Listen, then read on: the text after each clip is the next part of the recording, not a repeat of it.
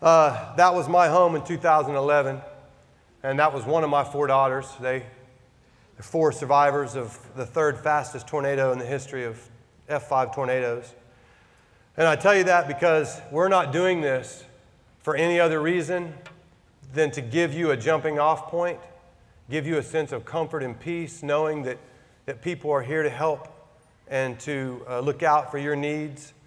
And I'm not here to give you a miracle cure, because there's not one. What I am going to do is I'm going to help you walk through the process as a victim. I'm not with an insurance company. I'm not with FEMA, although I am FEMA certified and trained as boots on the ground as a first responder. I have nothing to do with FEMA insurance. But what I have done is I've walked people through these steps long enough that what I've found out is that when we get together in a group like this and we talk about these things, we can work through some of these questions that you have. And so I'm going to approach this today with you as an open forum so we can communicate together. You can ask all the questions you want. Some of you that have done research are going to be even better at answering some of these questions than I am. And so when we get done tonight, I hope that you have a jumping off point, that you have a spot that you can say, this is where I am, this is where I know I need to go. And from there, I think that you'll develop a sense of comfort and peace knowing that at least you have a good game plan and a strategy. So that's what tonight's about. As he said, my name is Joe Crawford. The pictures that you see up here are from my home in Cashin, Oklahoma, which was 2011. And I lived in a house that was about, 2,400 square feet or something. And after the tornado, I built back a home that was a little bit bigger than that. And I basically paid $500 a month for it because of the process of going through the insurance companies and the way that they helped me. So tonight I want you to know this is not about badgering, bantering, or belittling insurance companies, because it's not. They paid me every cent that they owed me and more. It was just difficult to walk through that process. So tonight I want you to know that we're going to spend some time doing that. I also want you to know that I feel for where you're at right now. See, I was 3 hours away from home doing a basketball camp, and I was listening on the radio station. The only radio station I could find was an AM radio station that had a storm chaser on it. And my wife and kids and I, we lived at a home that was on the corner of Waterloo and County Line Road, which they call Four Corners. And I'm 3 hours away, and I'm listening to the storm chaser, and he says, I am at County Line and Waterloo Road, and I am witnessing an F5 crossing Waterloo Road. And at that time, it was scary for me, because I knew that my home and my children were in the path of that. But I'll tell you, the most exciting part that going through that whole process for me is I drove 120 miles an hour from McAlester, Oklahoma, all the way back to Cashin, America. And I saw literally maybe 3 vehicles on the road that day. It was one of those days. And when I pulled in the driveway, there were 30 people from my church waiting on me, helping. And that's a powerful thing.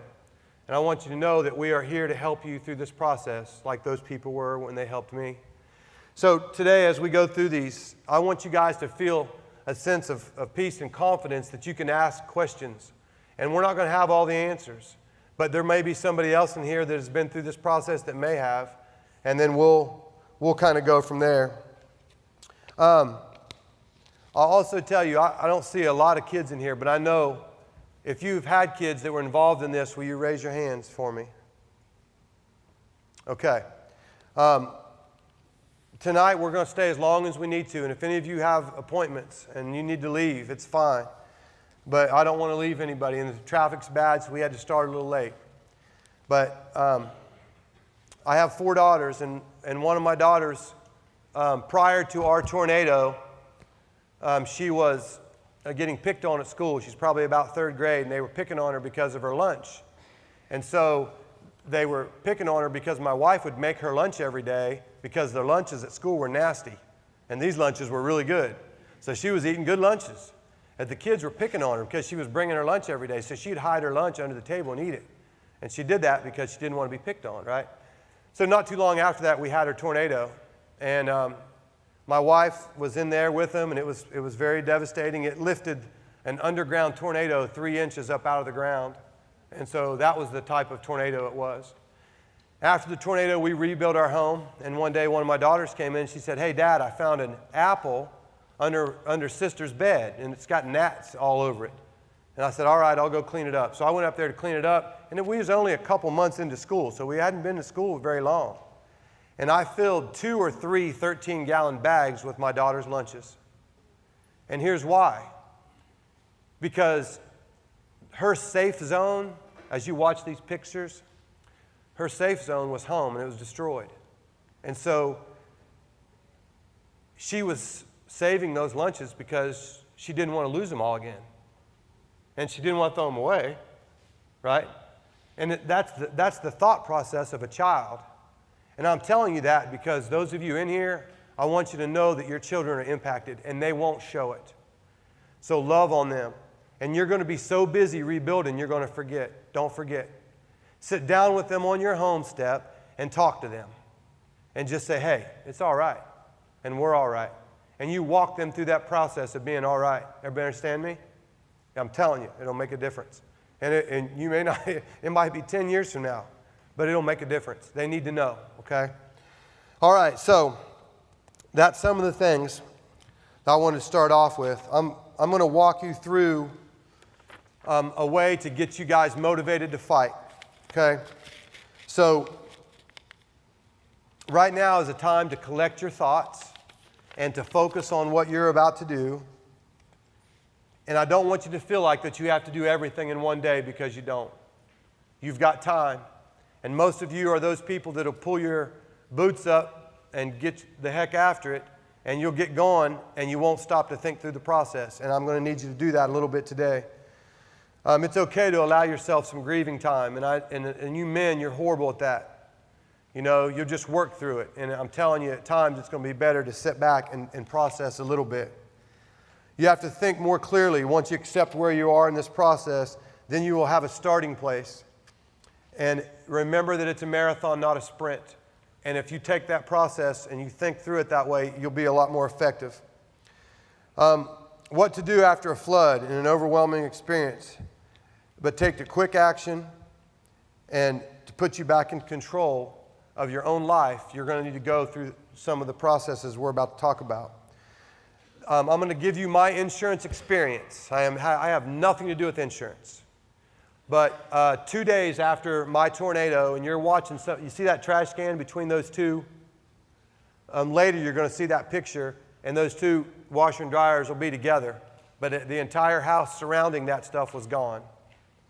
And so I had a friend call me, and he said, "Hey, I work for an insurance company." And I told him who I had as insurance. He said, "That's who I work for."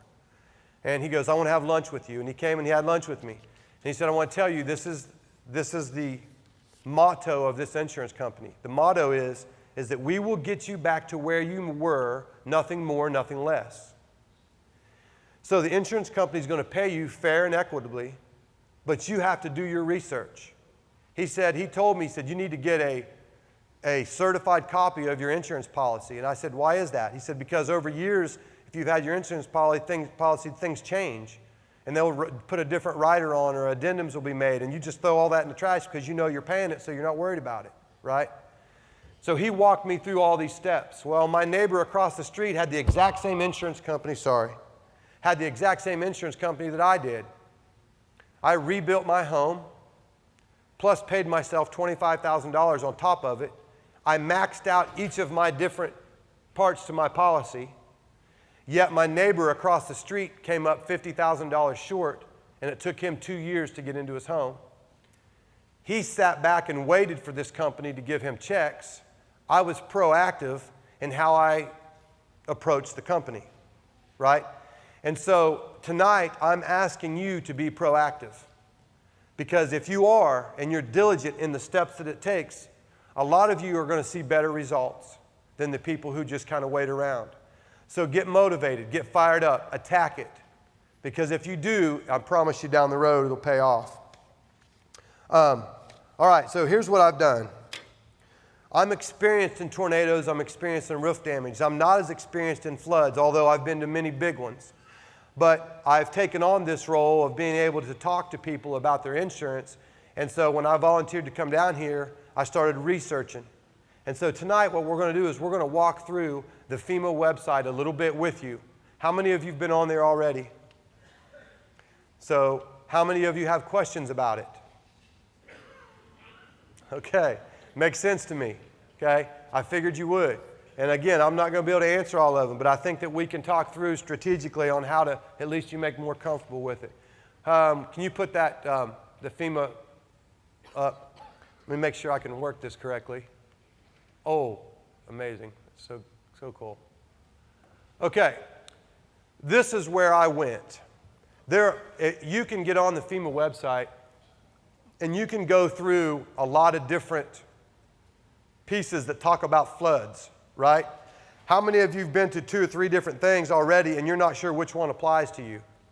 All right? So this is the National Flood Insurance Program, Flood Insurance Claims Handbook. This would be the handbook that I would assume you would need to read through if you were going to talk to your adjuster, okay?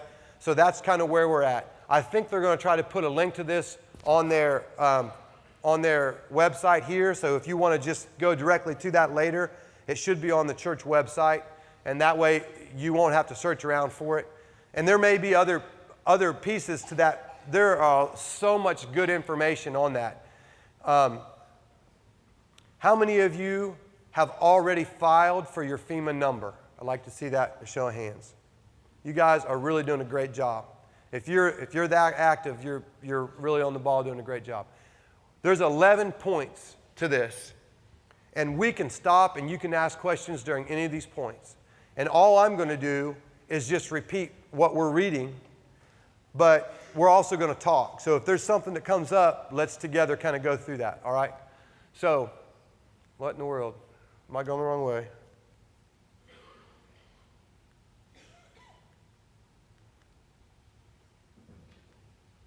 Okay, there's a book. Okay, steps to take immediately. Most of this has already been done by you, right? So, having the name of your insurance, policy number, phone numbers, email addresses, all that stuff. If you get in touch with your agent, company, represent directly, they will advise you on how to file your notice of loss. Most of you, that process of waiting for that first call probably took you several hours, right? And so those people are super swamped, super busy. I've already talked to a couple of you tonight that said, we've talked and we still haven't heard anything back. Be patient. And you do have some deadlines that will come up at some point. But if you're making opportunities to contact and you're leaving messages, you're doing a great job, okay? Separate your property. Your policy also requires that you separate damaged property from undamaged property. Don't throw anything away before an adjuster has seen it, unless local law requires you to. In that case, take photos of the property before disposing of it, keep examples for the adjuster, carpet examples, stuff like that, okay? Let me tell you how I did this. I'm going to take full credit at this. I was 3 hours away from home, and we heard the tornado might possibly be coming, and I married a really good woman. And she went through the whole house and took pictures of every room, every closet, everything, an hour and a half before the tornado hit. I have no idea why she did that, but it literally saved us. I can't tell you how much. I know some of you may have not had the opportunity to do that, but I will tell you this. You going through and taking pictures right now do 2 things for you. If you'll go take pictures right now, it will remind you of things. Now listen, I've seen homes today where there are no walls. I saw a whole street of homes where the currents were as high as the bottom of the roof and so strong that the walls are gone. So if the walls are gone, there's other stuff missing.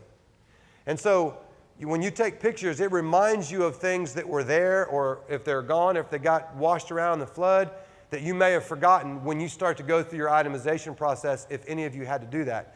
How many of you have talked to your insurance agents? And now remember that during a flood, that if you have an insurance policy that's flood related, it's still underwritten by who? FEMA, right? And so that communication becomes a little dysfunctional at times because it goes through your agent and then also through FEMA, right? So there's a little bit of that we got to wade through. But I'm going to also tell you about these pictures that you're taking being so valuable because it allows you to keep documentation of all this stuff that you're going through. And some of you, again, I want to refer to a lot of the men because you get in such a hurry of doing some of this stuff that every photograph becomes important. And it may not be important now or next week or 3 weeks from now, but 2 months from now or 6 months from now it may. So don't think that that part of it is not important. Make sure that you do that. When you separate your stuff, if you have a bed that is set in water and the bottom of it is wooden, but the top of the bed looks great, and you set it out to dry, right? And even if you put bleach on the bottom or whatever, and you go back and look at that a week later, it's not going to look the same. Now, if you want to use that bed, you're capable of using that bed. And if you have insurance, you'd be more likely to want to claim that bed than if you didn't have insurance. Is everybody with me? But that is not the same bed that you had before that flood. Does everybody understand that? Same thing with the wooden nightstand. Same thing with some of the wooden cabinetry, which I see a lot of people have already taken some of that out. But if some of you plan on keeping it, and if some of you have some of that stuff that has damage to it, look at the bottom of it and watch where the water wicks, because it'll wick up, and sometimes you won't notice it right away, but there's damage there. So just know that it's important when you're separating your stuff. Remember that if there's something that is damaged from this disaster, that damage has occurred, and some of you, especially this generation of you in here who are used to just working your tails off, you're going to think, you know what, that's not that bad, I'll save that. Well, there's a reason that some of you have paid insurance policies and premiums, those of you that had flood insurance. You understand what I mean? So think through that process, all right? Okay.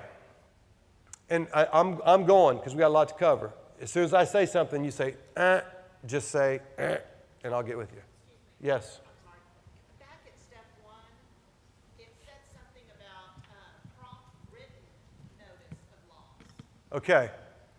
I'm not going to be really good at answering this, but I'm going to do the best I can. And some of you that have already done this process, let me know. There's a letter that you've got to file to FEMA or your insurance company that explains this loss. Yes, ma'am? It says not to throw anything away, but with flooding, they say to go on and cut sheetrock. Can you take the sheetrock out? Yes, you can take the sheetrock out, but did you take pictures of all that stuff? Because you've got a certain amount of time that if you don't take it out, that mold's just going to get it, right? And let me finish answering her question, and then. Is it a form that we just have to fill out, a written form? Listen, I read that 3 times last night, and I think that the form that they're talking about, or the letter that they're talking about, has to diagram all of your loss, everything.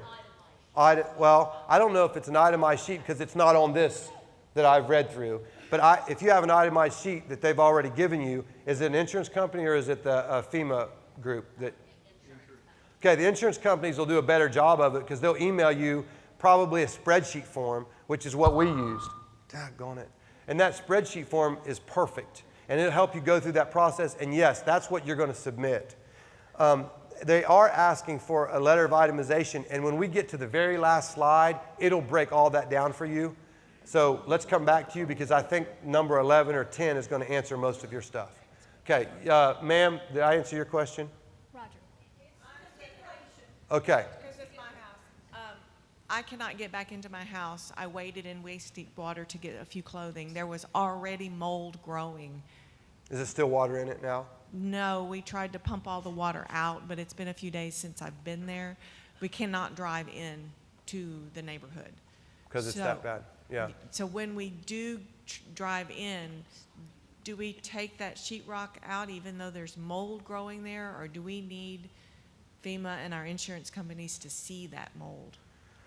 Yes, yes, yes, and yes. So that's why a lot of these questions that come up, a lot of people are going to have the same thing. I'm going to speak to you as a homeowner. I'm not an insurance guy, so I'm going to tell you what I would do. The first thing that dawns on me is there people that are around your house that are tearing out their sheetrock? Yes, there's people that stayed and they're already pulling stuff out, but they've also said they've been denied because they pulled stuff out. They've been denied what? They said FEMA came in and said they wanted to see the water line, they wanted to see the damage. Okay. But- Did they yeah. take the pictures? I don't know. Okay. Well, there's a lot of we don't know, so I'm Right. going to tell you from an owner. So this is what I would do. I'm not an insurance guy. I'm going to tell you that over and over again. If I owned that house, I'd rip all that stuff out. As quickly as possible? Because Without that's things- where you're going to live, and I'm pretty sure that there's going to be mold growing, and at this point your water was high enough that what are you going to do if you don't? The insulation wicks. So that water will start at that bottom, and even if you cut it at this level, I was just in Louisiana last year, and there was water not even as high as yours, and he waited the same amount of time you did, but inside there, that water was this high. And there was already mold growing, just like you said. So Our mold is growing from the ceiling because we had wind damage and the water was coming in the ceiling. do you have insurance on your home? Yes, Not we do. not flood insurance. Yes, we do. And Okay. they will cover that, but But we'll just I'm- hang on. okay. Hang on a second. How much water entered your home through the roof? our master bathroom and our entryway hallway is where water was coming in. We went up in the attic and tried to put buckets up there to try to prevent it, but How many gallons? You got evacuated, so you. we got really- evacuated. I'm being sarcastic No, with you. okay, I'm And, sorry. and here's Sorry. why. Because you have roof damage. Right, And you got water in your house because of roof damage. right.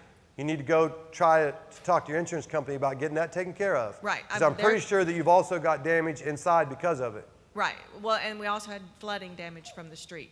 But I got my insurance adjuster's not coming until the 19th, and we're planning on trying to get back into the home by then. Do we wait for the insurance adjuster before we start tearing out, or Did you ask him that? I haven't spoken to the agent that's Okay. coming. All right. I spoke to someone in Michigan. Okay, so I want to make a point to what she's going through right now, okay? Guys, we're going to be here a while. So just, if you got to leave, just leave. I met with an 85-year-old woman in Moore, Oklahoma that survived 3 catastrophic tornadoes, and she survived all of them in her bathtub. And the last one, I'm sitting with her in her what's left of her home, and she had some of these same questions that you're asking right now. And the insurance adjuster came to her and said to her, "Ma'am, I'd like for you to get this stuff filed and get itemized and get it back to me in a week." She doesn't have to have it done in a week. She had 6 months, and she could file an extension. But it was such mass destruction that the insurance companies are trying to do what? They're trying to turn these claims, right? They're trying to get stuff filed and done and all that stuff. So they're really super busy right now. And I'm not trying to be mean to you. I'm telling you this. You can't not get answers. So when you call them and you want to know, I want to be in by the 19th, and they don't give you an answer, you say, "Give me your boss's number." And then you go up the chain, and you have to wait 3 hours, you wait 3 hours. Because what you and I are right now are just bantering about questions that we don't know. I'm telling you, if I'm a homeowner, I'm going to rip all that stuff out because I'm going to rebuild it myself. I rebuilt my own house. That's what I would do because I have the capability of doing that. I don't know where you are in your building process. But I do know this, if you try to get back out there with the funds that you don't have the funding to do all that stuff, and you've let that mold grow everywhere, there's an issue. That's what I'm saying. So document, call, and get answers. And if you don't get answers, you go to the next step. And you know what FEMA will do? That if you go through your insurance company and then you go through other processes, you can still call FEMA and ask them some of these same questions, right? Because ultimately, a lot of this stuff is going to fall back on their plate anyway. And they say that over and over and over in this handbook. They're $1 billion in the hole, multi-billion dollars in the hole. And so they're slammed. And so if you continue to ask them the questions, they will eventually, but they want you to try everything else, the SBA loans. They're going to put you through all this other stuff and use them as a last resort, but you just got to stay after it. Okay? Somebody else. Yes, sir. I did the walkthrough with my adjuster today, and here's what he did with regard to water lines and all. We had already cut sheetrock everywhere we could, and we went around the house, looked for water line outside on the brick. We looked for one in the doorway. He took pictures. We found water lines that we could point to. In one case, he had a tape measure, and we measured where it was, took pictures of it. We have enough pictures to document where that water line is, even if you've torn it out. Now, if you haven't torn it out, run, grab that camera. But that was his approach to it. Once he could establish and say, this is where his water line is, so what he's ripped out is reasonable, that was how he handled it. Okay. Anybody else on that? Yes, sir. That's a good question. Was that FEMA or was that your adjuster? Flood insurance adjuster. Okay. Yes, sir, in the back. Is there any way I can turn this one light off right here? Is that possible? Because it's killing me. Jim, this gentleman? That's fine. I got one there and one back there. Yes, sir. In my case, I've had roof damage considerably and water coming in the ceiling. And I've had the insurance adjuster come out. He's a contract insurance adjuster, come out twice. And both times he told me that the roof was damaged and needed to be replaced. My insurance company rejected the insurance adjuster's decision both times. And now I have word that they're going to send out their employee to inspect my roof again. And we've already, by now, we've cut all the ceiling out that had leaks and gotten all the insulation out of the attic that had leaks. But the roof is just a total loss. And do you have any advice to me about what to deal with this guy? Because I think I'm going to court with these people. I have a friend of mine, I won't mention his name, but he is a lawyer. He's relatively close to me, like right by my right hand right now.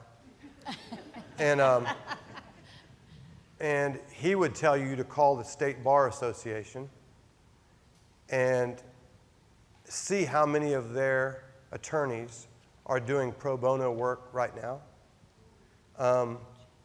That would be a great place to start. And I'm not telling you that it's not possible that some of you will need legal representation at some point. If you're dealing with FEMA directly, it's probably a little different than if you're going through an insurance company. This is a homeowner's policy. I understand. Yeah. I understand that. And I will tell you, you and I need to talk a little bit privately before we're done here, because I think I can help you a little bit more. But you need to contact that agent. And do you have a certified copy of your policy? I do not have a certified copy. Okay, they'll email it to you or they will overnight it.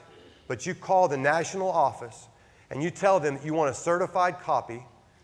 And that means a complete total copy of that most recent updated today policy. And then you highlight every single thing in there that applies to what you guys are going through. And that's a starting point for you. And then let's talk a little bit about how I would approach your insurance company, because I have some thoughts for you on that. Yes, sir. Thank you. My FEMA rep asked me, because we had cut all the sheetrock out, but he said, look at the window. He said the watermark was showing the window, and it did. So that just. And that was okay? Yeah. Okay. And it worked. Okay. Yes, sir. Hang on, sir. Can you say it and say it? I've been in the insurance industry over 30 years. And so my recommendation is that you contact the Texas Department of Insurance and file a complaint. And there's nothing that gets an insurance company's attention more than when the Department of Insurance sends them a request on what's going on with the claim. it's a big deal. It goes right to a vice president. And so that is a way to get good attention for your claim. Sir, could you please explain that when they do that, what information would they need to make that thing happen? Everything you just told me, or what you told us was, that you've had 2 independent adjusters come out. Both of them have said that you had damage. If you had that in writing, that would be really, really good.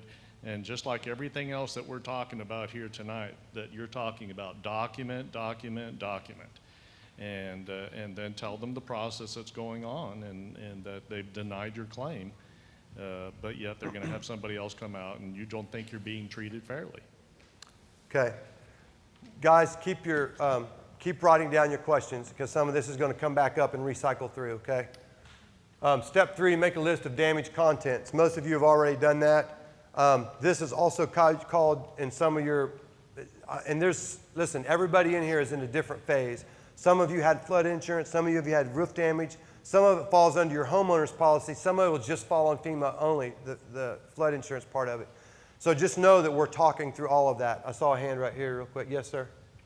Yes, I was just going to ask, obviously this is very informative for people that have flood insurance, but I'm sure there's a large number of us maybe in this audience who don't have flood insurance or were told that we didn't need flood insurance, and obviously homeowners insurance doesn't cover any flood damage. Yes. All I can say to you right this second is yes, sir, and let me get through this. And then when we get to the SBA part of it, we'll talk a little bit more about that, and then we'll talk a little bit more about what FEMA says they can do in those situations, okay? Okay, and I suppose that all of you have gone through this list. I'm going to tell you about depreciation right here for just a second. As you start to list or itemize the things in your home, one of the things that will occur, and as I'm telling you this, some of this applies to you, it definitely applies to you with homeowners insurance with roof damage, and some of you possibly, if you had a rider on your policy and you had flood insurance not directly through FEMA, but through a separate policy underwritten by FEMA, you could actually add on certain riders possibly to that where you would just pay more for it, right? And so your itemization process changes a little bit. So through your itemization process, don't leave out anything. So as you go through and you itemize all of your stuff, itemize right down. Some of you guys are going to go in there and try to dry out 25-year-old pair of underwear and say, hey, I'm going to put these suckers back on, right? Well, I'm not sure I would. I mean, I think I would try to, and I'm being sarcastic, but what I'm really saying is that when you go through your itemization process, list every single thing you can. So some of the processes for itemization will be different for you. Our process was different, but here's what we had to do. We had to list every single thing we had: plastic forks, napkins, toilet paper, old socks. And then we also had to list the year, how old they were.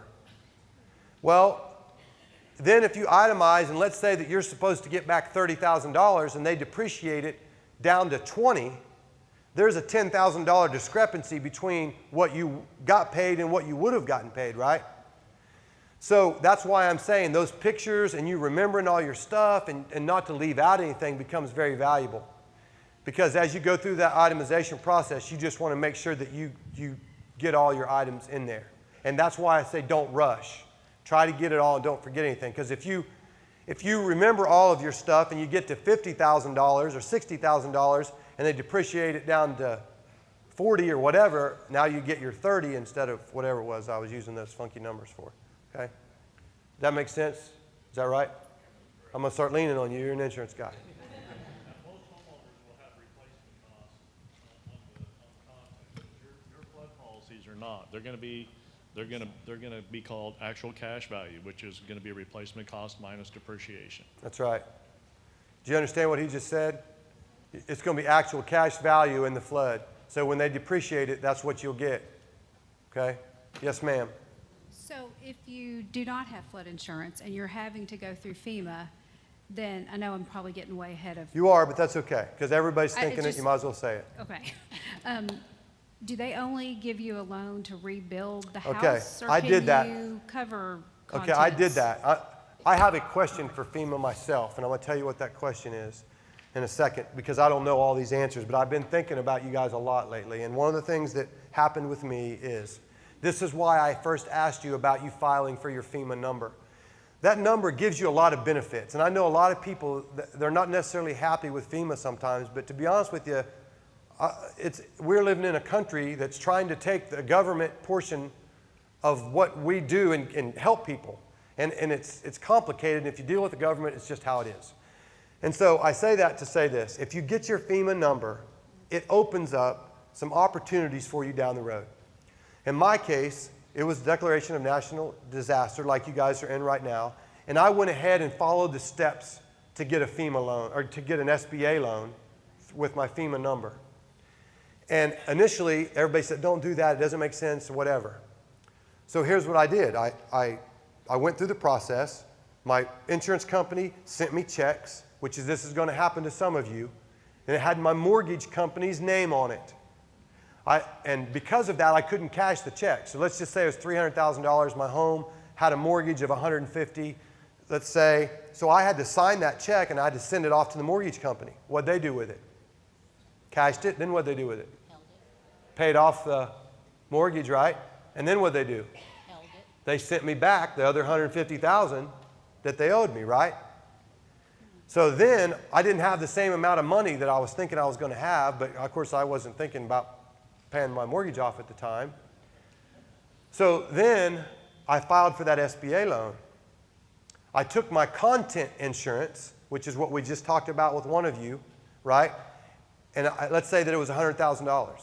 So I collected all my clothes that I lost, my couches, TVs, all the stuff that I lost. That was approximately $100,000. So I added that to my $150, which is $250 now. Then I got a $50,000 SBA loan and made it for fewer years. Now I took the remainder of that SBA loan to help me rebuild my house with the other money that I had. And now the only loan that I had out for my mortgage on my home was a 0.8%. But if you don't have flood insurance, Then you may have to get a loan. then that was my question. And Does you would FEMA carry help with two. anything? Right. You would carry two mortgages. You would carry a 0.8% low interest loan to fix up Right. your house while continuing to pay your regular mortgage. Okay. Correct? Okay, and I know there's a not necessarily, and you can address that. I flooded in '94, and I only owed $35,000 left on my house. But I got over 4 foot of water, and so of course everything had to be redone. So what we did with FEMA, we didn't have flood insurance; it wasn't required where we Right. lived.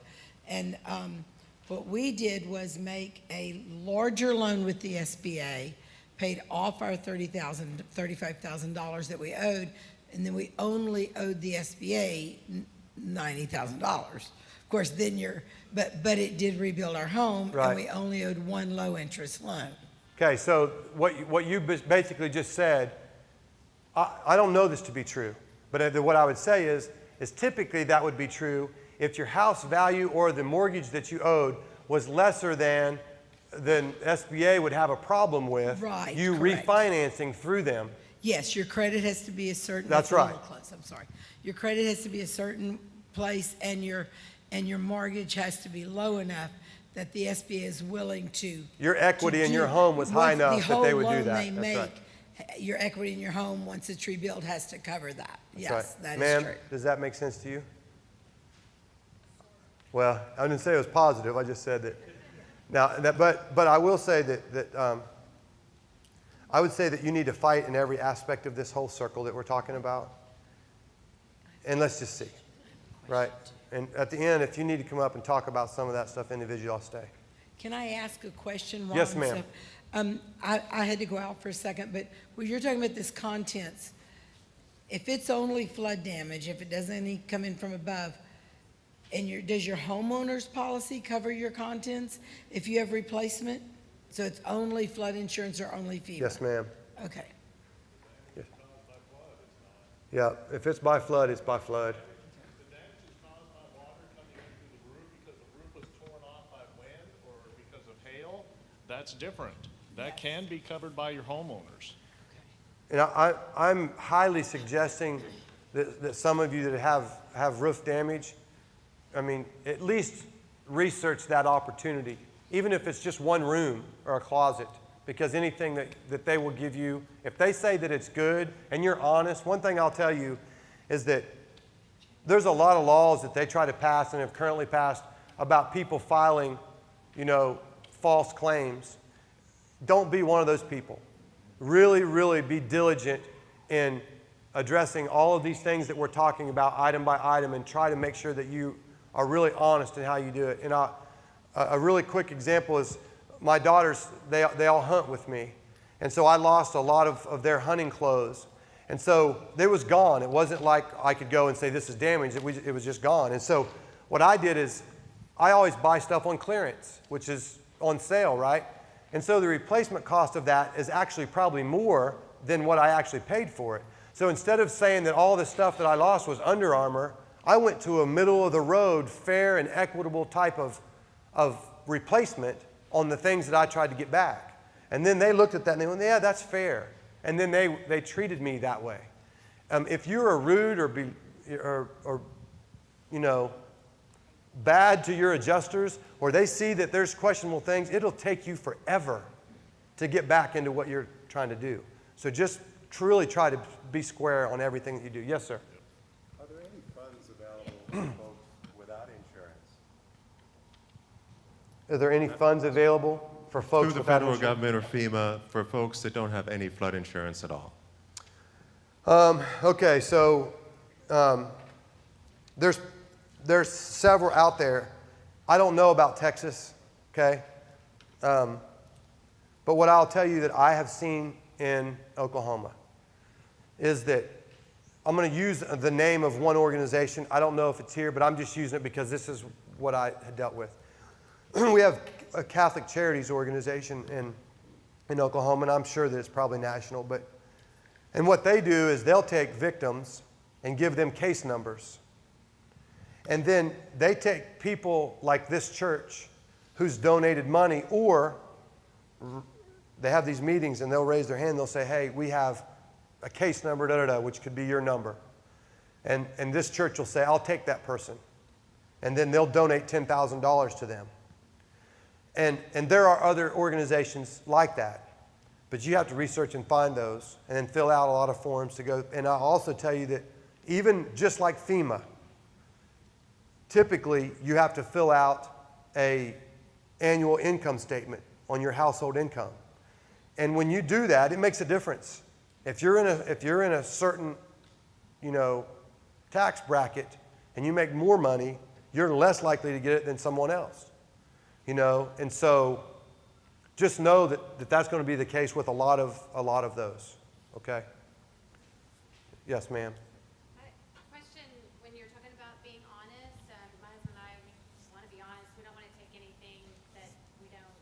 But we disagreed when we were pulling some furniture out a couple times. I was like, it's particle board. Hey, can you send a counselor, please? There should be. I'm right. so sorry. Sorry.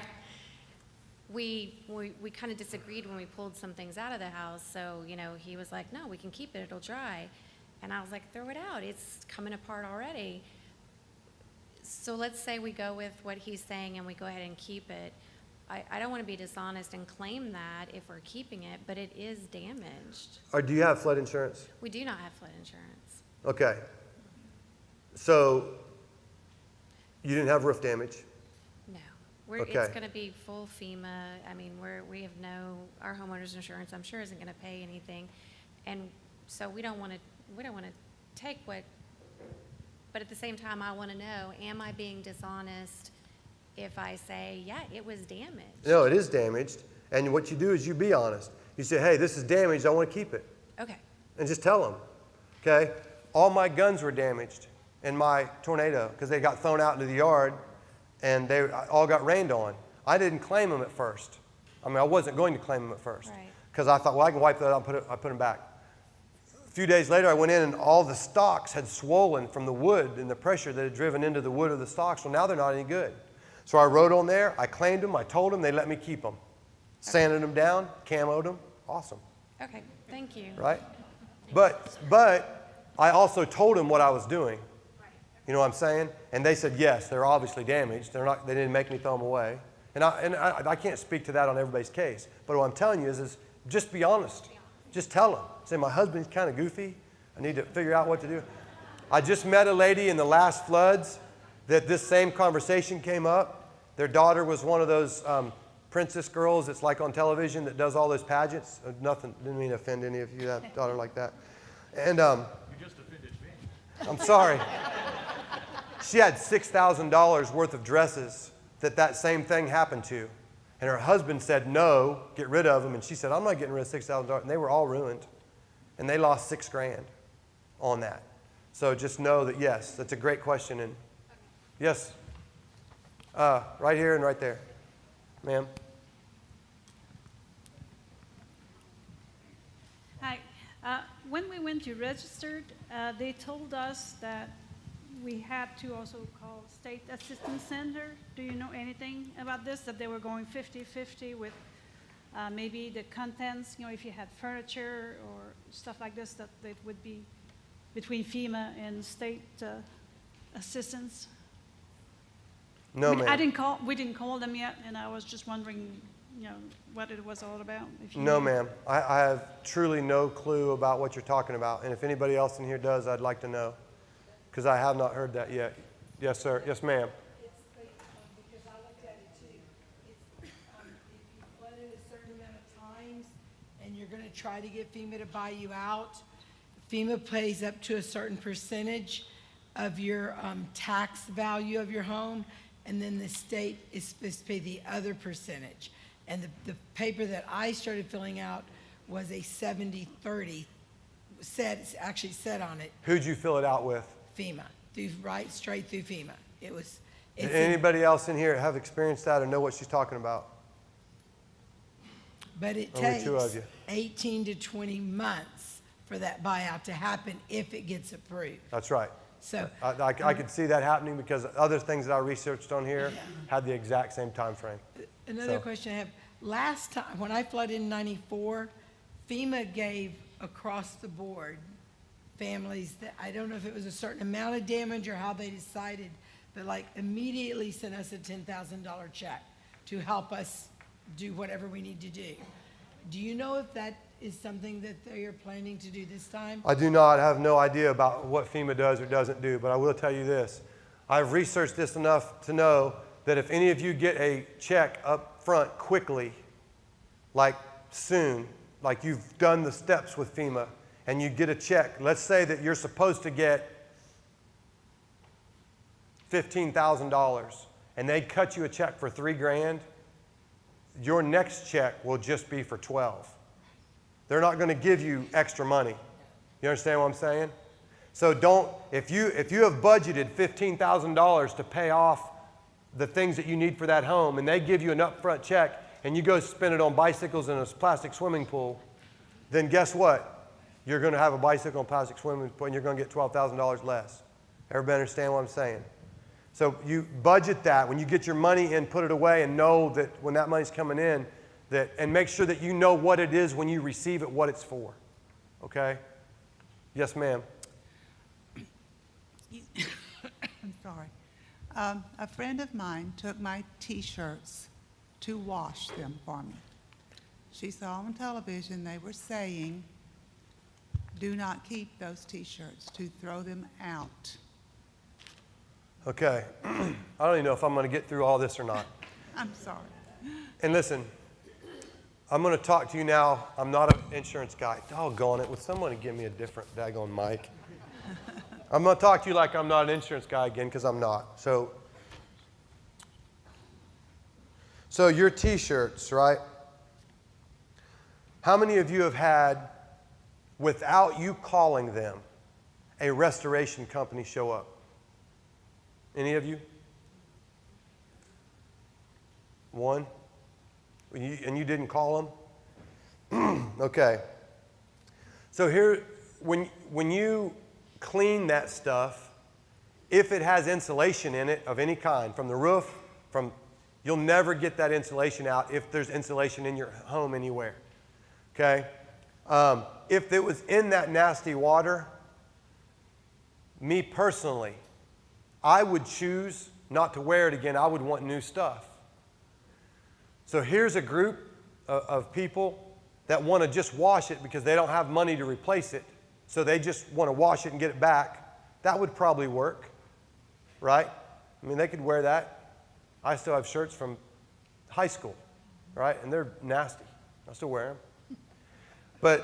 But if you're one of those people that would rather turn it in and submit it to get the claim back, then you need to do that.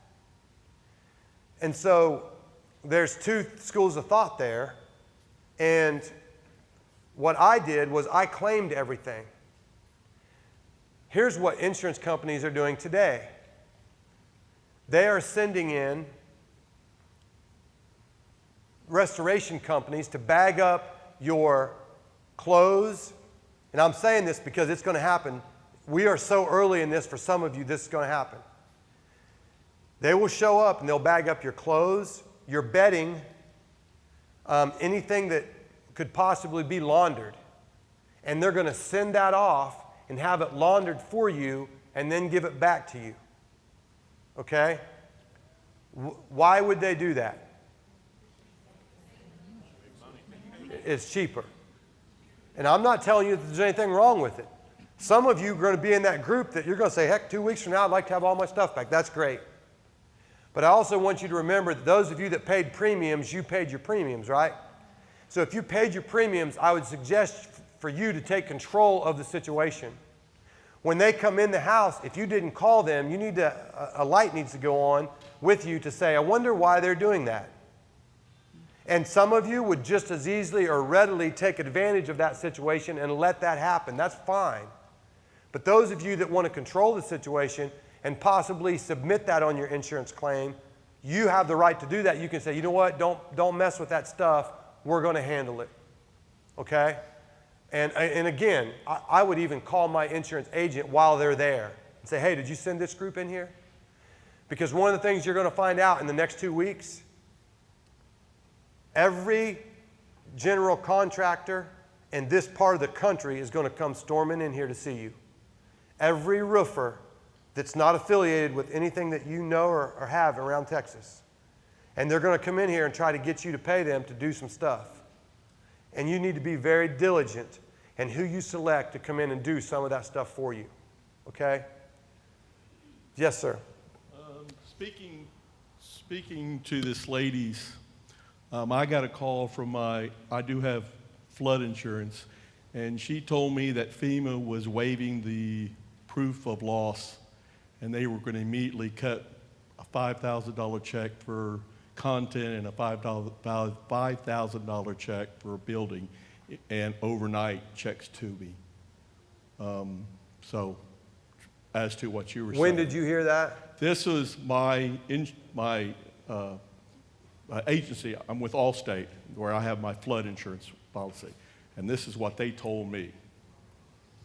So they were speaking on behalf. I'm sorry? I filed the claim Monday, not this past Monday before.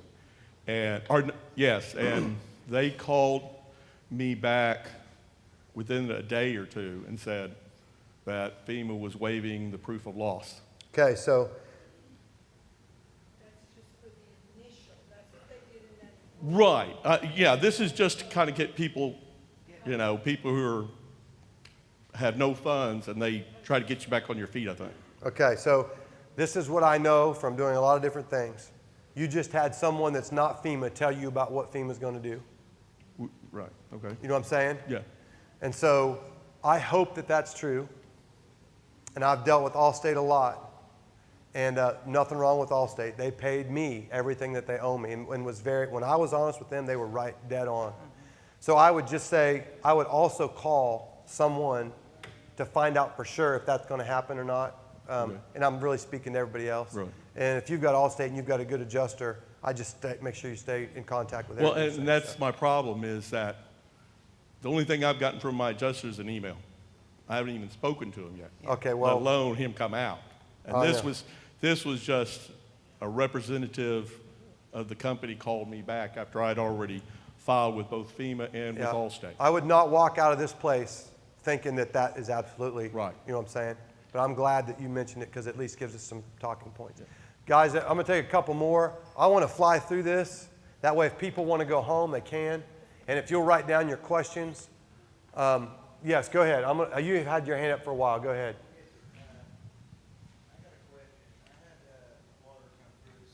Right. Right down my ceiling fan, and it was, I woke up to probably 1.5 inches of water on my floor. And my flooring is, what do they call it? It's kind of like the tongue and groove stuff. Right. What is it? Laminate flooring. Yeah. And it's separating. Right. Do I need to remove that because there's padding underneath it? Well, you're going to have to remove the padding too. And so you need to make sure you document all that. And because it's roof damage, you make sure you call your adjuster because it could potentially be homeowner's insurance policy. Well, I'm here because I didn't know if I should file for a claim with my insurance or with FEMA. You do both. Okay. You do both. And the reason you do both is because you're not sure, and it goes back to that SBA number that this young lady up here asked about earlier. It will absolutely pay off down the road if you have the opportunity to do both. If you miss those deadlines, you won't have either. Okay. So yes, do both.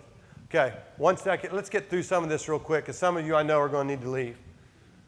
Make a list of damaged contents. We already talked about that. List areas of structural damage. If you look over your property, one thing that I highly suggest, I don't know how much it costs in the state of Texas, but I always encourage people who are about to go through the process you're going through to pay $350, and that's, I don't know if that's true or not, but somewhere around there, for a structural engineer. Because sometimes the homes that I saw today, some of them are beyond repair. I saw some today that you couldn't rebuild them if you wanted. But I've been in tornado areas where all the walls were down except for three exterior walls. And many times I've seen them force them to rebuild those with nothing else left but those 3 walls. And so structurally, if a structural engineer would come in and look at that stuff and say, listen, you really physically can't rebuild on that slab because of what's happened to it and the breaks in it and whatever, I don't know, sometimes that pays off, okay? Handling your claim, working with your adjusters. Generally, your adjuster will contact you within 24, 48 hours. I've never seen that ever, and I read that, right? You need to be calling. So you reach out to them and figure that out. So the adjuster came to my house. We're standing in a pile of rubble, and he's asking my wife all these questions. Well, what was that kind of carpet like? What do you mean you don't remember? He was very matter-of-fact, borderline rude to a woman who just lost everything she owned. But you know what? We did a pretty good job of keeping our composure, and later that paid off for us. So what I did when my adjuster came is I got my adjuster's cell phone number, his email address, his boss's cell phone number, his boss's email address, and actually his boss was not a cell number, it was his work number, but I later got his cell phone number. And then when the adjuster told me, hey, this looks great, I'm going to send you a check for $10,000, I went right over, got to my computer later on that night, I typed an email back to him and his boss, and I copied my mom in Ohio. And I said, this is what they just told me. They're going to send me a check for $10,000. It will be here. And when the check got there, it was $6,000. And so I sent the emails back, and within a few days, I got my $4,000. Why is that important? Because when you have those communications with your adjuster, there's nobody around but you and that adjuster. It's just like this guy telling us just a second ago about Allstate, right? Well, when that happens, immediately you get on there and you say, hey, my Allstate guy just told me, and then you email him back and his boss, and let's see his response, right? And that's how you have to handle this from now until you guys get back into your homes. Okay? Yes, ma'am. Texas is a one-party state, which means only one party needs to know if a recording's being made. My daughter has a lot of health issues, and every time I go to the doctor and we do follow-ups on her stuff, I always record it because in that moment, I don't hear everything the doctor says. And when I have questions later, I can go back and listen to our appointment and go over everything. So you don't want to be rude and you're not trying to do gotcha stuff, but everybody's phone practically has a recording feature on it. Record the conversations you have with your adjusters. That way, you know, you wonder if you didn't follow up that evening and say, okay, today we went over and we had a $10,000 check conversation and you didn't document it on email, at least you can go back to your recording and listen to it. You're awesome. That's perfect. Good job. I agree with you 100%. Handling a claim, talking to adjusters. Once the adjusters reach you, a time will be set for the adjuster to view your property. You may ask for adjuster to advance on a partial payment. Okay, that's what we already talked about a little bit. Remember, that partial payment could come off of your dwelling amount, okay? Scoping your loss. This is the process that you will go through where they come in, and they're going to take pictures too. And I'm going to tell you that I think most of the time these guys are really trying to be fair. And so if you have to get some of the mold out of your house, but you've well documented every single thing and you know that it's got to get done and you do it, I'm not telling you that they will or won't. They may disqualify you. But it's been my experience that most of the time when you've done your due diligence, they're very reasonable in how things are settled. They're going to come in, they're going to take pictures of everything, and they're going to come up with their own settlement. But I imagine in most of your brains, you've already come up with your own settlement. And I'll bet you that most of those don't align, okay? And so that's a great negotiation time. When that adjuster is in there and they're going through there, you just say, what do you think? What about that? It's okay to talk through that stuff, but don't be rude. Just talk through it, okay? It's called, again, scoping your loss. So if you hear that vocabulary, that's what they're doing.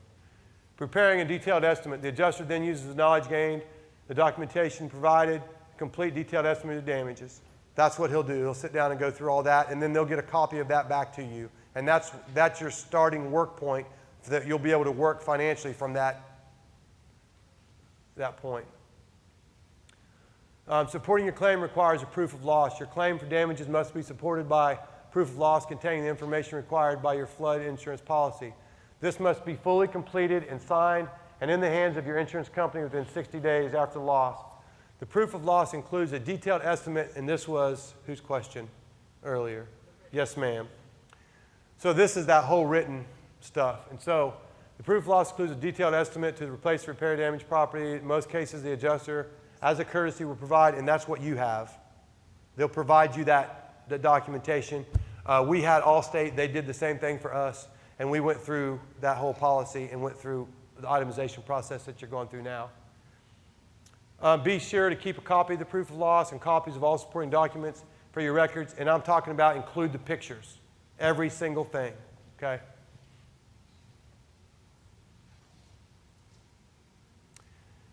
Extensions beyond 60 days. In some severe floods, FEMA may authorize a proof of loss extensions for everyone in your area. Your insurance company will be notified. Anytime that you feel like you're coming up on deadlines, don't wait till after the deadline. It doesn't matter whether it's this one or any other one. That's why you stand on top of things and continue to call and continue to email. At least that way you won't miss something. Because if you try to go backwards on any of these that have deadlines to them, man, that process is really, really hard. So, payment of claims. Your claim is payable after these things. You and your insurer agree on the amount of damages. The insurer receives a complete and accurate signed proof of loss in support of your claim. And more information on the claims payments is in your policy. You can read through that. There's a big discrepancy in this room of that because some of you have flood insurance that may be through FEMA. Obviously, all of it's underwritten by FEMA, but some of you may have other insurance companies. And so that process could vary just a little bit, including what they may require of you. That's why it's important that you call if you have not. You're going to have to figure out some of that detailed information. The bottom one, it says the insurer receives your complete, accurate, and signed proof of loss. That's the proof of loss statement. There's more at the end of this that you can see. It's a list that's about that long of things, and we'll show you that in a second. A request for additional payment. If you notice additional damage to your property, okay. This one is talking about you've already submitted all your stuff, and then later you go, well, look there, I've completely missed that. They're going to make you refile that. So it's not like, hey, can you add this on? It doesn't work that way.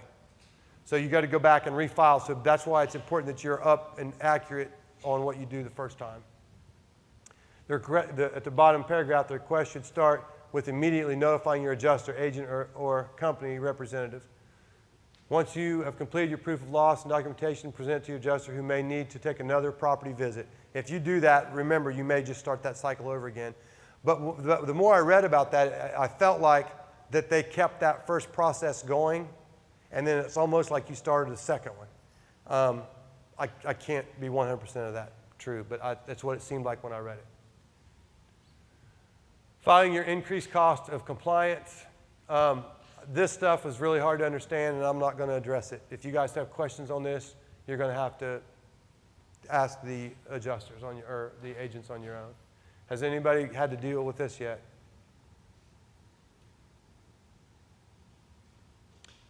Once you receive the community's letter stating that your building has been substantially damaged, you may file an ICC claim. You should contact your flood adjuster or your flood insurance claim representative to file the ICC claim. You have 60 days from the letter. Okay, so I'm not positive, but I think this is a total loss.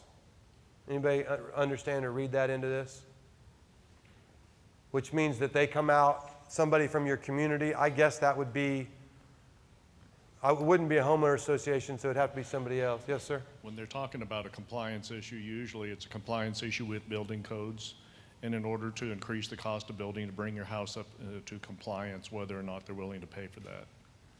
If you have an older home with aluminum wiring or something like that, they don't necessarily have to pay for that, but that's what this is talking about. About upgrading the home to specs based on what that compliance. Correct. Okay, that makes more sense. Everybody understand that? Yes, sir. Code Council. Okay. All right. The completed claim, once you receive your final payment for your building and personal property claims process is complete. Please remember, any claim settlement that you may make in the event of a flood will be determined by the amount of coverage you have and the deductibles you have chosen. If you are concerned that the coverage is not high enough or that your deductibles are too high, talk to your agent. Your company representative can counsel you about the increased coverage or decreased deductibles. So I've had this experience several times that when people will get their checks and they don't like what they've received and they're not happy with it, but they cash it and spend it. I've had both things happen. I haven't seen it in FEMA because I haven't dealt with it in FEMA, but with insurance companies, I've had them say, when you cash that check, you basically said that you agreed. And then I've had some insurance companies that they'll call back, and if you showed proof of what the discrepancy was, it took some time, but they actually came back and paid them, but it wasn't the amount that they wanted, but they did get something else out of it. Okay? So, just on that, anybody have any questions on any of that so far? Yes, in the back? Yes, ma'am. Susan. Hold on. We're a mortgage holder for a house. Right. And it's flooded. Okay. And you had something there about the mortgage, the bank, and that type of thing. Can you give it any more information? Say that the person that lives there is going to just walk out. And so you're a mortgage holder on a house that you're renting out? No, they bought the house. Oh, they bought it. We hold the mortgage on the house. Oh, I see. Okay, so now it looks like they're probably going to just walk Leave. out and leave everything. Is there? Yeah. What is that? What happens? Or check should be made out to you. That's what I was trying to read on there. Yeah. Yeah, I couldn't tell you.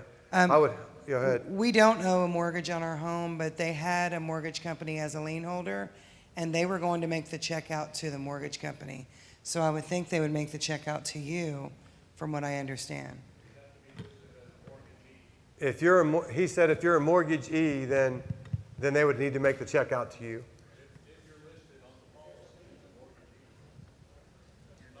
You're not going to be, your name's not going to be on there unless your name's listed on the policy as a mortgagee.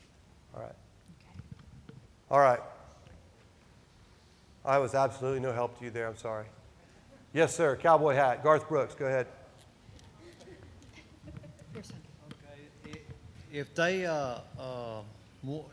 call me up, I mean, they send me a check and say, well, we're going to send you $5,000 to start on rebuilding your house. You cash that check. Can that be just, they don't have to give us any more money because they give us $5,000, we cashed it? Did you ask them if they were sending you more money? They said that this is just a start. Can you please elaborate? Huh? Can you give me more information? I'm telling you, that's what you need to ask. I don't understand what So you're saying. if they told you that they're going to give me $5,000 to start the process. right? Okay, I cash that $5,000, and when I'm through with that money, and they don't give me no more money, I cashed a check for $5,000. They can say, well, we paid you. Yes, sir, they could. And what I'm asking you to do is that you need to find out from them what they are going to do. So when they're kind of wishy-washy in their answers or information, really hold them accountable. Well, how do I hold them accountable? Ask them. Say, sir, are you going Okay, to send but me more money than this $5,000? That's like me and you talking. I ask them, okay, well, I asked you, and that's between me and you. I mean, you have to have it, Did this actually happen to you right now? They said they were? yes. Is your insurance company or is it FEMA? They told this to my wife, but Oh. she couldn't come tonight. And I don't know which one told her Okay. that. And that's why I'm asking, because I don't want to take a check and cash it, and then I'm done. Yeah. Because I took the check and I cashed it. That shows that I've agreed. Yes, sir. $5,000. Yes, and sir. And you took the check and you cashed it, so I don't have to give you any Here's more money. here's what I would do. You need to do some homework and you need to call your insurance company back and you need to say, hey, are you guys sending me a $5,000 check? Could you please tell me what it's for? Well, and they told me it was a start to rebuild, a start. Yeah. So you did call your insurance company back. Well, my wife is doing this. I'm just here Okay. trying to figure everything out. Okay. She's been on her feet all day and she I wants to understand. get off of them. Don't you leave. Huh? Don't you leave yet. You and I need to talk. Just some quick thoughts on the process that you're going through, and then I'll be done. Be diligent. Ask a ton of questions. The bantering that you heard he and I do back and forth, that should remain positive with your agent and your adjusters. Just ask questions. And when they say something that's very vague, call them out on it. Because it's easy for us not to. This is too important for you guys not to get the information. Yes, ma'am. Thank you. I'm sorry. You might have already addressed this, but I was late. I flooded in an apartment on Rayford Road with a bunch of other people. I had renter's insurance only. I did file a FEMA thing. I mean, what? Am I going to get anything? I mean, something they put when online was like, you're going to get $500 or something. Is that really going to be it? It's possible. It's possible. So what do I need to do? I would continue to do the things that we talked about with calling and calling and calling until FEMA, you're saying? I would call FEMA Okay. wear them out and get to the answers because Okay.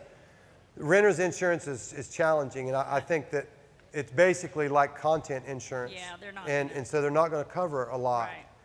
And so FEMA could possibly help you, but you're going to have to stay on them. There were so many of us that, this is all new to me, like Yes. everybody else, so I just had no idea if I even had a, Yeah. claim, so, thank Sir. you. If I have no homeowner's insurance, No homeowner's insurance, I have a mortgage. mortgage, No homeowner's insurance, a mortgage.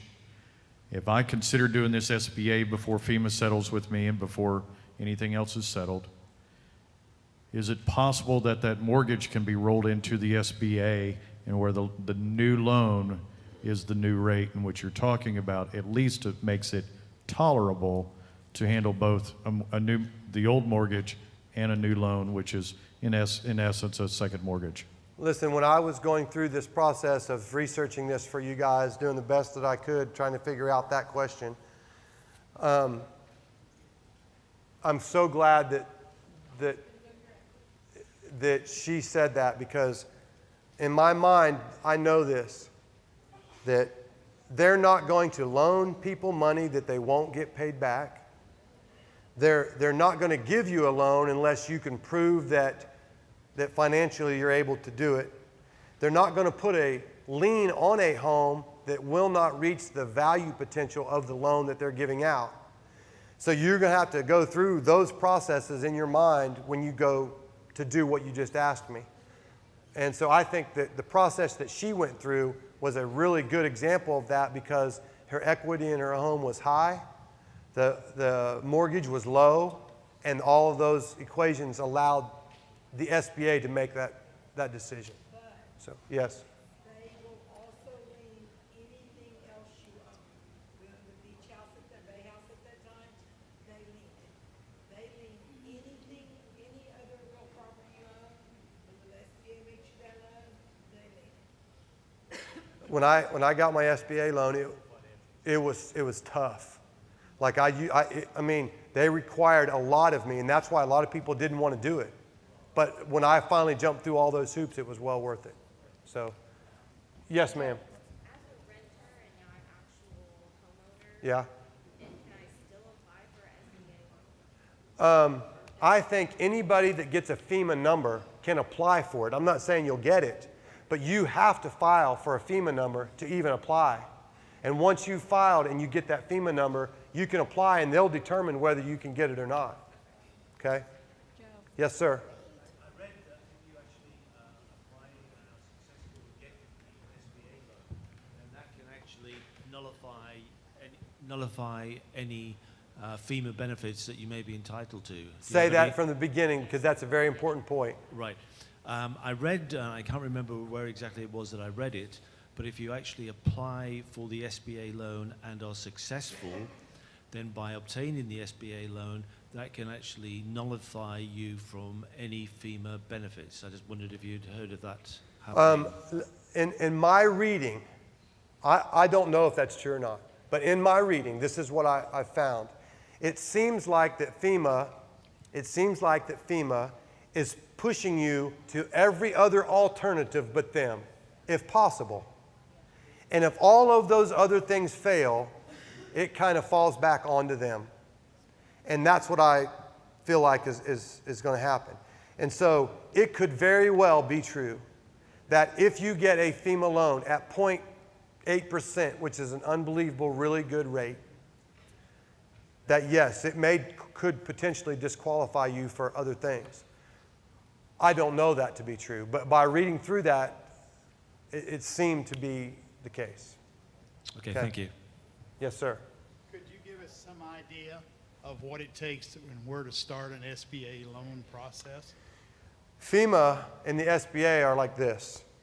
They're connected in a way that you can't do one without the other starting the process. And so you can get a phone number for the SBA that I will say that every SBA agent that I worked with was professional, on task, knew what they were doing, more so than anybody else I talked to. So I feel like that if you get with the SBA and ask them those questions, you'll get results really fast. But do you get that with them by going through FEMA? You have to have a FEMA number, and once you get that number, you file for the SBA. And if you're not in a county that's declared under a declaration of national disaster, you're going to be less likely to get that SBA loan. Okay? Joe, Yes, ma'am. Sorry. I actually have two questions. Yes. All right.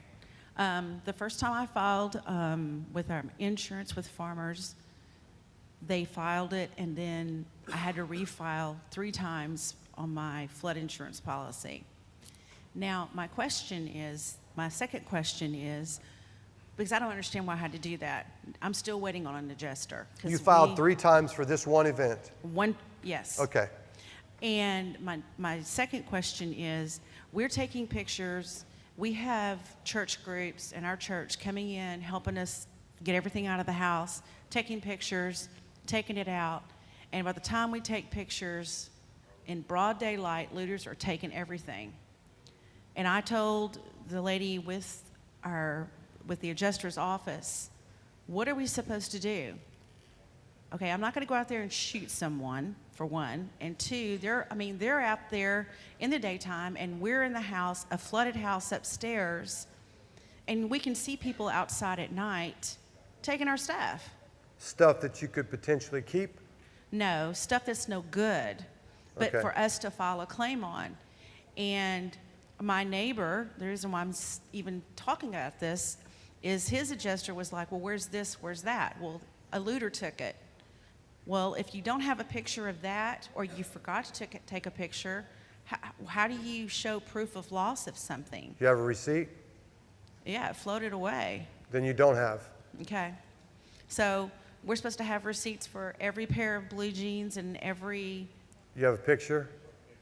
We have pictures before we knew we had to have them out, like mounds of stuff. Yes. I mean, listen, all the questions you're asking are what everybody else is thinking. And the insurance process is an ugly process. And you, like right now, when this thing is over and you're back in your homes, take pictures of everything you have, keep every receipt you got. I mean, that's what they require of you. And when you don't have those things, you may potentially have an adjuster or an insurance company that will lean on your side because of this being this big of a deal. But sometimes they don't, and if you can't support it, they won't pay you for it. Yes, ma'am. Well, I want to know, does anybody else live off of Rayford Road in Forest Village? So I applied for FEMA, and I didn't do the SBA first. I applied, and they sent me back a letter. I can't like totally quote it, but it's like a rejection letter. Said that my neighborhood wasn't declared. Okay. But okay, declared National disaster. damage. Yeah, national disaster, presidential and national disaster. And anyway, does that mean that I can't go on with applying for FEMA? Am I done there or what?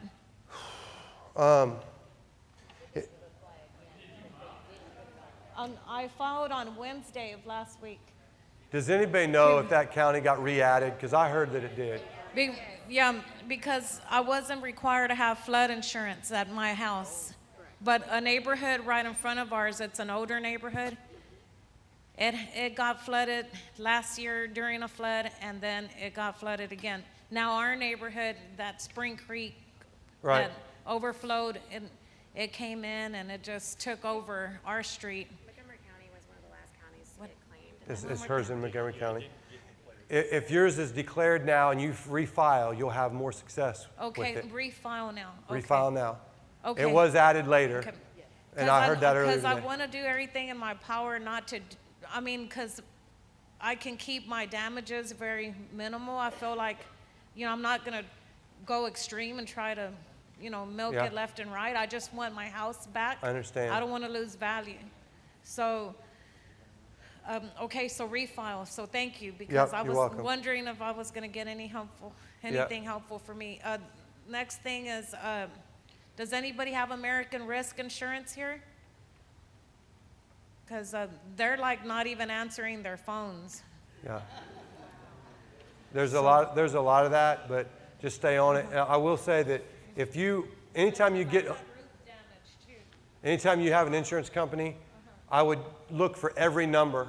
There might be a number in California, there might be a number in Portland, Oregon. I would call all of the numbers. Oh my gosh, really? Yes.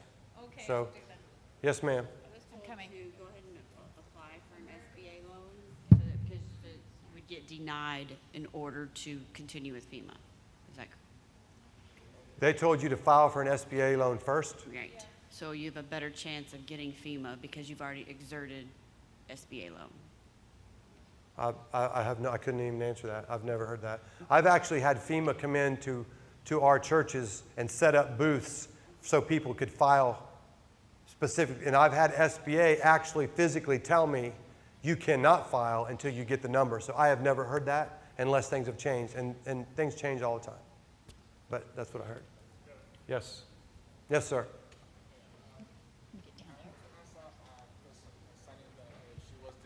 Yeah. That because your Ma'am. county is not Hey, Russ, this guy's talking to her. on a disaster zone, you need to go and check the date of the letter that you received.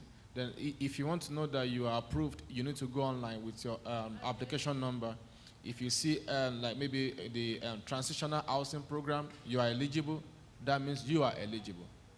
They didn't deny Go you. back on the website and look again. They sent me the same letter, and I went online, and I was eligible for miscellaneous $500, then transitional housing where you can get an hotel temporarily. So that means I was eligible. I have a colleague, she has the same letter. We live on the same county. She lives in Willis, and I live on the Falling Timbers right here. So we fall on the same Montgomery County. And they approved our own letter where my own letter was disapproved. But when I went online, I saw that I was eligible for transitional housing and miscellaneous, which means you are eligible. Then my question right now, I think I answered your question, right? My own question is that, what if you started repairing your house? Say you get a loan from private organization, 0% loan, and you started repairing your house while you are still waiting for FEMA to come and do the inspection. Are you going to get reimbursed when they come? Are you going to get what you are supposed to get even if you had waited for them to see everything?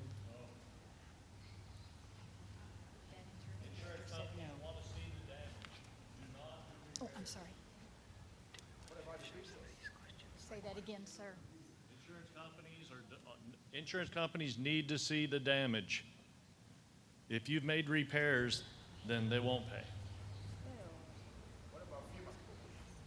FEMA. I can't answer for FEMA. I'm an insurance person. I don't know. I would doubt it. I wouldn't. If it was me, I wouldn't make repairs till they bought. Yes, ma'am. Listen, real quick. I'm going to stay here as long as you need. Those of you that need to go, you can. Let me say a couple of quick things real right quick. I'm going to give some gift cards away. I've got these $10, $50 gift cards. I want some of y'all to leave with them today, okay? Your chances of getting them are just greatly improved, okay? We're going to want you to pass out the back if you want distribution stuff after we finish today. Joe's going to be available to answer questions one-on-one or stay in small groups, whatever you want to do. Joe's here. He's a very generous guy. Would you give him a show of your appreciation? All right. Again, I'm Doug Peters, the senior minister here at Grace Crossing. And so we'd invite you to come back. If you want to come to church at 10 o'clock Sunday, we're going to have a meal afterwards too, and we'll feed you then as well on this coming Sunday, 10 o'clock service.